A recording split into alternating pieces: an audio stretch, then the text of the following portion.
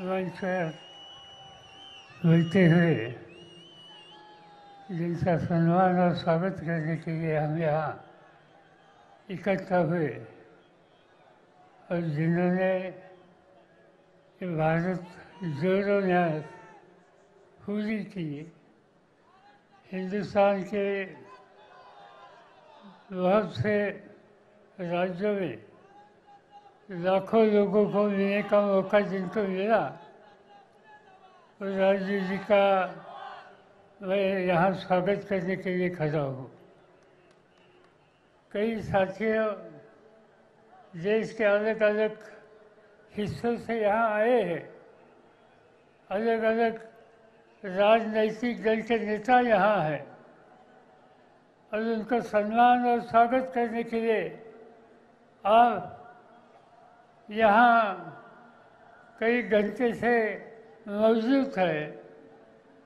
इसके पीछे एक ही बात है कि आज जो मुल्क की अवस्था है, हिंदुस्तान की जो स्थिति है, इसमें बदलाव लाने की ज़रूरत है। ये बदलाव ला सकते हैं हम सब मिलकर, इकट्ठा होकर।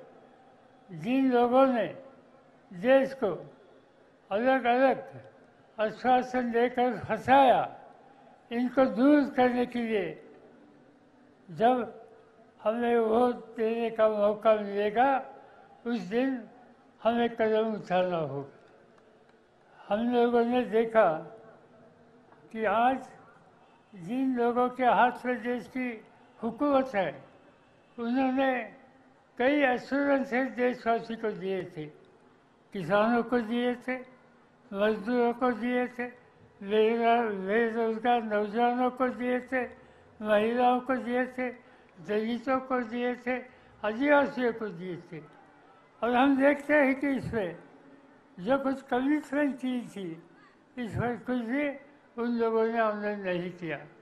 और इसलिए जो लोग वायदा करते हैं और पूरा करते नहीं, उनको दूर करने के लिए हम लोगों को मिलकर कदम उठाना होगा। और ये मौका हम लोगों को अगले महीने में मिलेगा। मैं इतना ही कहना चाहता हूँ। ये और कोई आश्वासन आप लोगों को देके हम फिर से कुछ महीनों से हर दिन टेलीविज़न पर एक झूठी बात सुनते थे, मोदी जी की गारंटी। ये गारंटी चलने वाली गारंटी नहीं, ये गारंटी में सिक्योरिटी नहीं है। और इसलिए गलत गारंटी देकर, गलत आश्वासन देकर उन्होंने एक हम लोगों को अलग रास्ते पर लेने की कोशिश की। एक अच्छी बात होगी कि आज से वो टेलीविज़न पर गारंटी नहीं आएगी, उसको रोकने का काम इलेक्शन कमीशन ने करने का तय किया। इसलिए मैं उनको भी धन्यवाद देता हूँ।